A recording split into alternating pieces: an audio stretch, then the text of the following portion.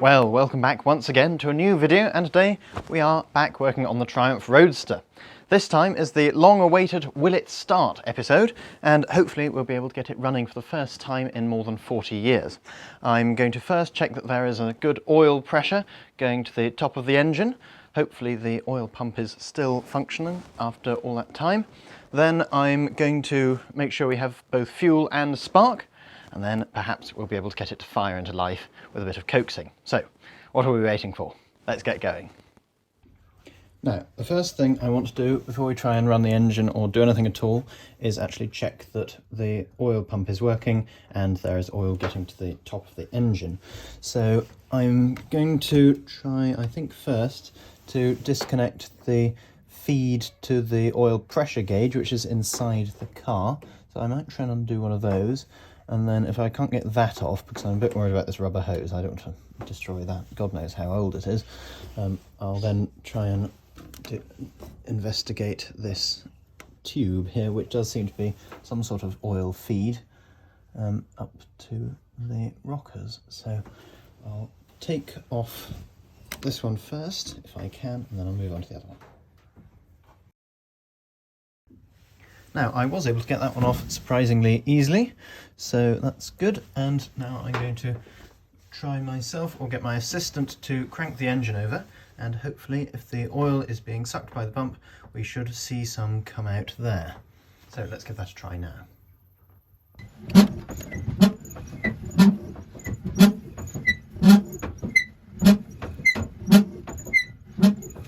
Alright, after a lot more cranking at high speed, we do have oil coming out, not just in one place, but in both. So that's excellent news. I can now put them back on and recover my energy. I should have mentioned before that when I was doing the cranky, I had the spark plugs out and loose, because otherwise it's just not possible to turn it over on the crank, it's too heavy. So now the next thing I'm going to look for is spark. I can't remember what I did before, but I should be able to just reconnect everything, and I have a battery here, so I will check that. Positive earth, of course, and hopefully we should be able to get a spark once again. So I'm going to, now that the battery's connected, I'll turn the ignition on and I'll put a spark plug in and rest it against the engine block. So I'm now going to hold the spark plug here against the engine block, and I will look for a spark. It should be fine because we had it going not so long ago. But I will now get my assistant to press the starter button.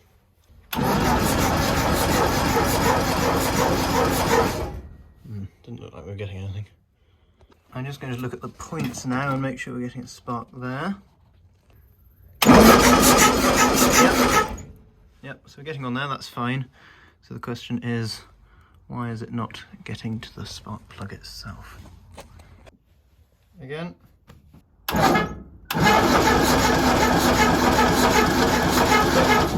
Alright, we're getting on there, that's fine. Try again. Oh, hang on, wait.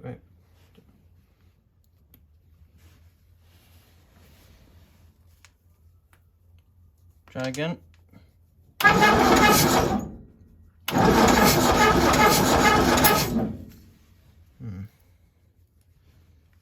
Something odd going on. So I've now brushed up all the connections, including the rotor arm, so I'll give it another try. Yes, okay, it's working.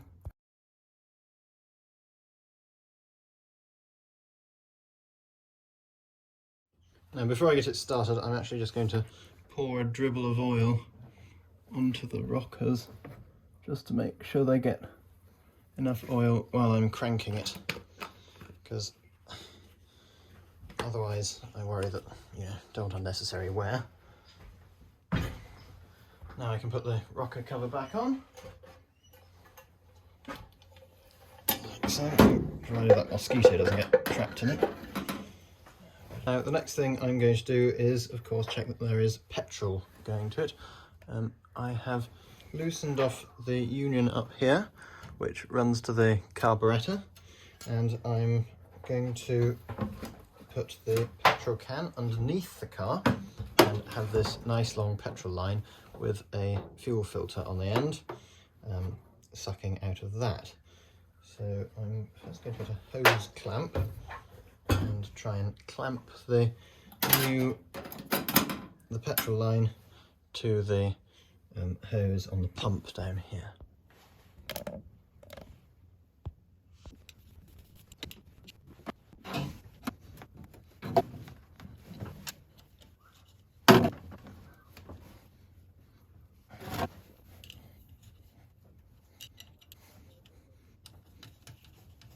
Yep. So I've now put the one end into the end with the filter on, I should clarify, into the petrol tank, the impromptu petrol tank, and I'm just going to try pumping the fuel pump and hope that eventually some will be sucked up the tube and will come out of the union up here.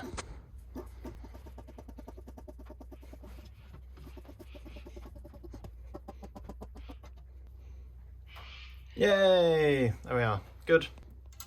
So now I can put the union back on and pump it a few more times to fill up the carburettor bowl, and then we should finally be ready to see if we can actually start the car.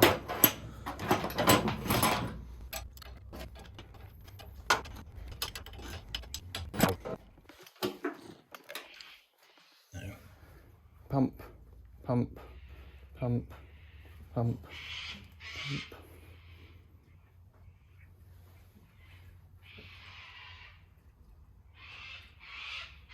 I can actually hear it going into the carburettor. That's good. That should be enough. Right, so I'll get my fire extinguisher handy and we can try starting the engine. So we have spark, we have petrol, the moment of truth has arrived.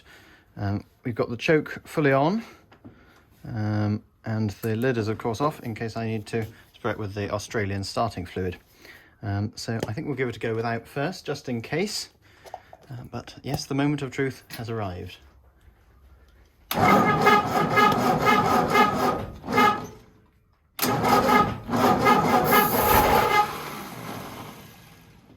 got quite close. Should we try it again?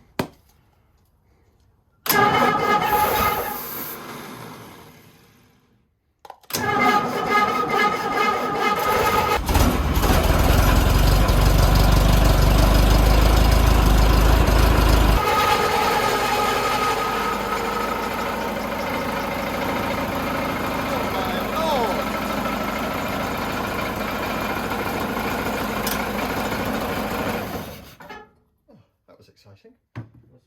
Oh. Gosh, it doesn't sound very good. So that is an amazing success. After all this time, we have actually managed to get it running, although it didn't really sound very good. It may not come across on camera, but there were some rather loud and concerning banging noises, which is why I didn't try to run it for very long, and also because I didn't have any water in it, so that probably wouldn't help things either. So in the meantime, while I investigate the possible cause of said banging noises, I'm going to connect the fuel line properly. I'm just going to cut off a length of this and have the little fuel filter in the middle. So I will do that now and consider the next plan of attack.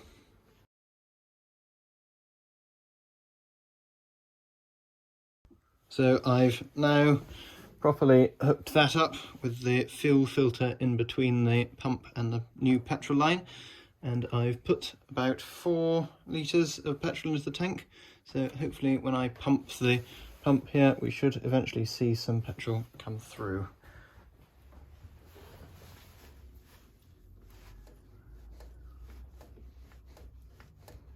Yep, coming through now, very good. Oh, that's good too. Now, I think that part of the reason why the engine didn't sound particularly good when we had it going a minute ago was probably because I need to put some grease, using the original Icky grease gun, into some of the things. The water pump being the most obvious. So I can see it seems to have 2 grease nipples on it, and there are various other ones around the engine, so I'm going to try and do those, and then hopefully when we start it up again, it might sound a bit better.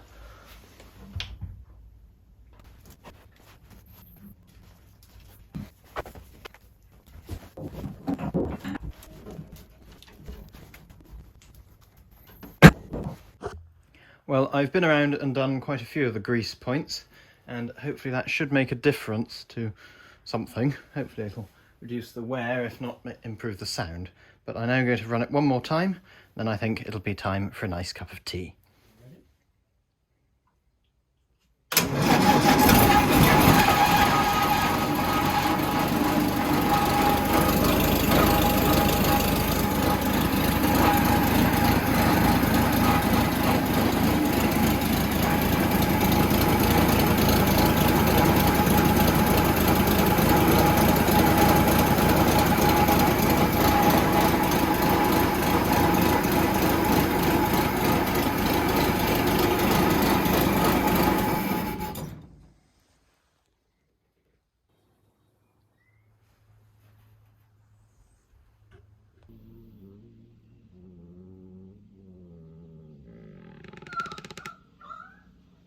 Well, there you have it.